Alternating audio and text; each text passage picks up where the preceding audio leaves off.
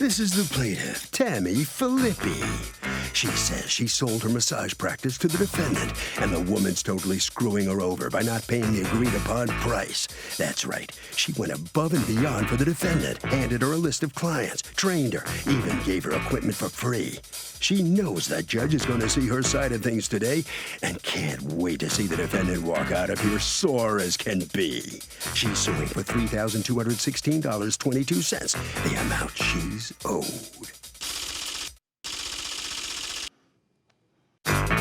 This is the defendant, Therese Lott.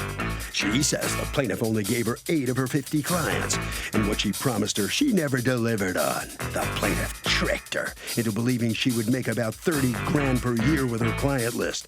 She was double-crossed. That's why she isn't paying. Oh, her? What nerve. She's accused of rubbing a business owner the wrong way. The defendant has filed a countersuit for $5,000 for loss of wages and rented workspace. All parties, please use your right hand. Be seated. Come to order, please. Litigants have been sworn, Your Honor. Thank you, Douglas. Tammy Filippi? Yes. You are suing Therese Lott for $3,216.22, a balance of a contract for a business that she bought from you. You have a counterclaim against her for the money that you paid her on that business that you want paid back to you because it didn't work out. Tell me what's going on. What kind of business are we talking about? This is a massage therapy business. Okay. In May of 2015, I decided to move from Rochester, New York to Naples, Florida to get away from the winters. Where was the business? It was in Rochester, New York. No, but where physically, like in a mall, in a what? No, I had people come to my home. Oh, your own I home. would go into people's homes as well. Okay. So what was it you were selling to her? My client list. Literally just the list? Client list. How extensive was your client list? I believe that the list view had probably 20, 25 people that came to me consistently, and then there was another additional list of people that came to me occasionally. How many were on the occasionally list? Probably 20, 25 people. So 50 people. So you sold her 50 names for how much? $11,000. It was a $1,000 good Was there faith. equipment involved or anything? No. You literally found somebody to pay you $11,000 to give you 25 names of clients who are going to you because of you. Mm-hmm. Why would they go to her when you left? Like, what would compel me? I'm getting naked and you're touching me. It's a very personal thing. Sure. You see, so if you move town, of what value? I'm kind of lost. Like, of what value would that be to you that you would pay $10,000? I thought there was a facility, a site, or something like that. No, it was What were you? Have you done this before? never. Oh, you I think? was a complete novice about it, so By the way, how'd it work out? did not work out at all. Right, because those 25 people want to handpick themselves who touches them. Correct. Were you a massage therapist? I am a massage therapist. Were you one back then? I was. I was And then trying you to build my know how business myself. personal the relationship is, and what would make you think that buying the client list from her? Maybe I'm wrong. Maybe clearly, if you were a massage therapist, you saw a tremendous value to having 25 names of people. I saw it in her eyes. I did, because she really sold the business through herself, and it was a very affluent list. She made a lot more money than the majority of people around that time, or So she it was claimed. worthwhile to you. It And so what seemed was the very agreement worthwhile. you made? Well, basically, she wanted to sell this business to me for $10,000. So what'd you do? You met her? We met. We exchanged massages so that she could see my style. And she says, well, I think your style is really close to mine. I would still like to work with you to show you the style that my clients are used to. And so I agreed to that. Oh, okay. So I she tried to get trained you a little bit in what you would need to do in order to keep the 25 or 50 people. Okay. Correct. And the 25 were people who did it every week? No. Some clients were weekly, but that's when they're in town. A lot of them travel 6 to 8 weeks at a time. So I just wasn't getting them. I wasn't Well, had clear. you asked that question beforehand? Had she misrepresented to you It what? was a misrepresentation. How so? What did she say that was false? Well, specifically. That she said, without a shadow of a doubt, once you pay, once you go there, it's going to be $1,200 up front for these one clients. These, we call them the quote unquote Russian clients. And she said that they. Are you charge your Russians in advance? What's going on? They would pay $1,200 up front when they were in town. They would pay $1,200 and they would come for 5 weeks, let's say. And then the last week, they would take a 2-month vacation to Italy or to London or I want to be wherever. Russian. But her son's very fluent as well. Did you ask to see her business plan? Did you ask to see her books? Did She you ask? showed me that. Right. So did she?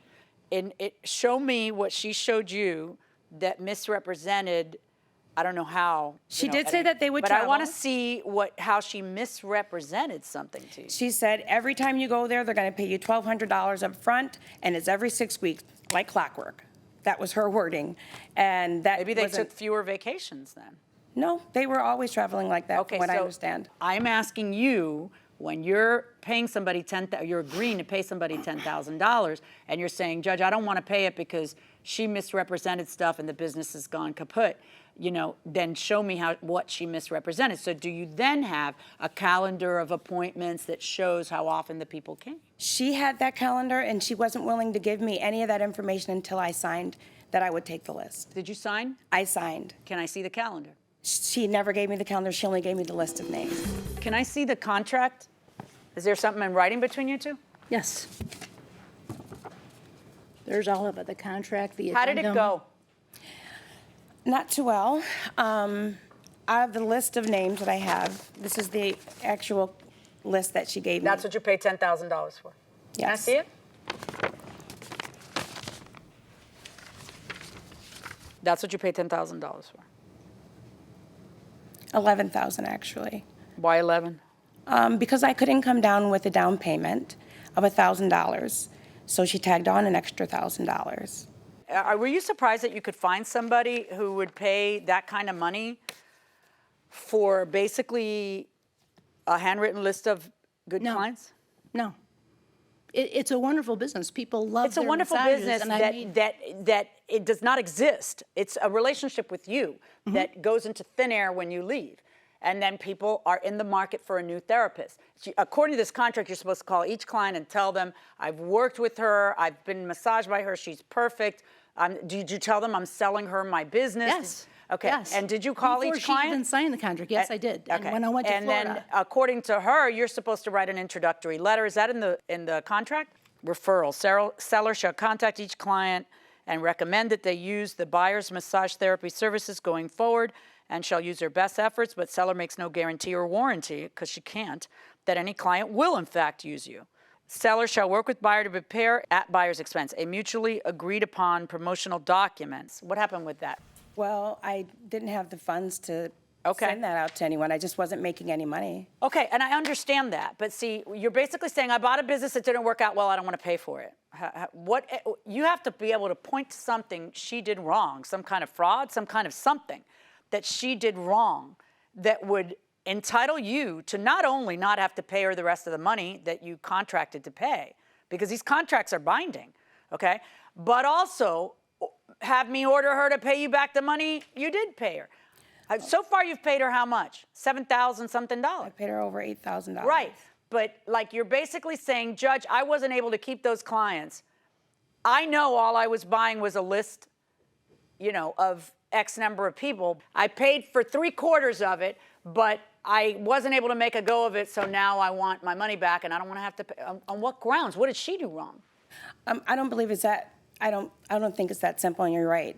I do believe that if it was a viable business like I thought it was, I just feel like it was sinking, and I think she knew that. I feel that. How? I How? can't You have no prove evidence of that. I have no evidence. There's a bunch of of that. people using her services. She leaves town. You knew the risk when you agreed to pay $11,000 for a list of affluent people. You felt that there was no other way for you to get it. That's why you agreed to pay $11,000 for a list of affluent people. Now you have the list of affluent people, and that's exactly what you decided was worth $11,000.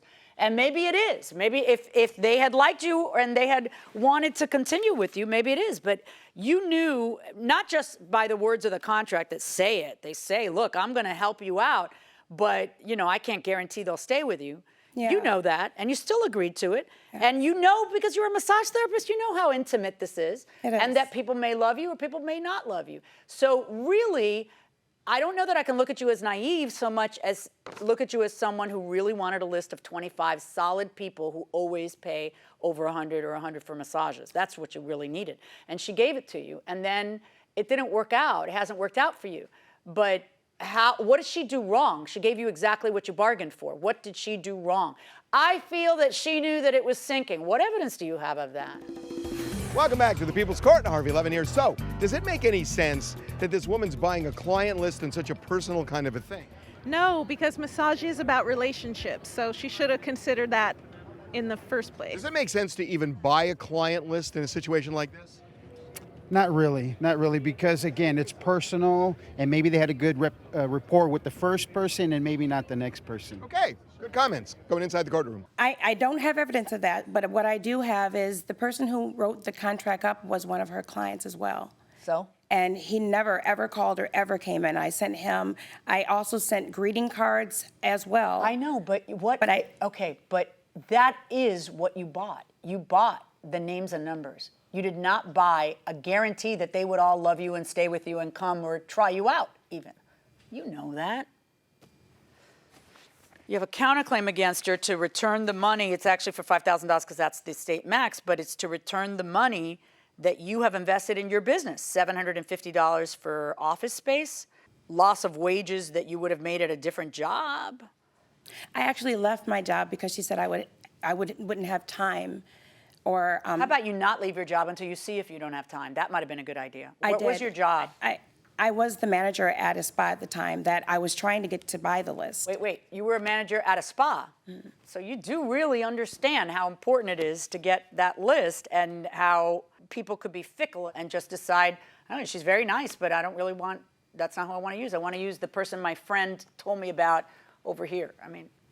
So I find in your favor in the amount of the $3,216.22, and on your counterclaim against her, 0 for the reasons we've already discussed.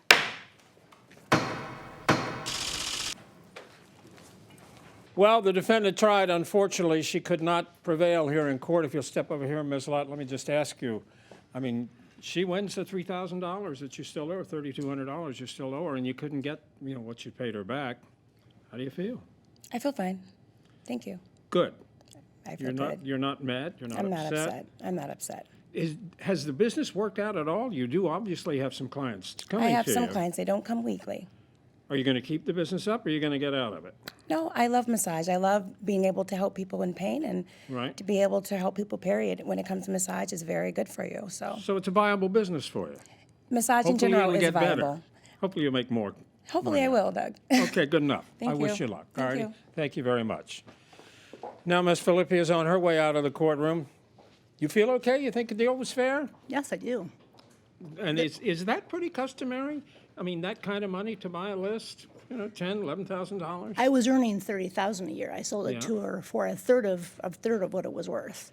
And the people are still coming to her. Yeah, but as the judge said, who knows whether they're going to like her or not? If you do your job, you do your job and you do the work, they'll keep coming back, and they are. They're still coming. All right. Well, very good. Congratulations. Thank you. Thank you very much. You'll finally get paid.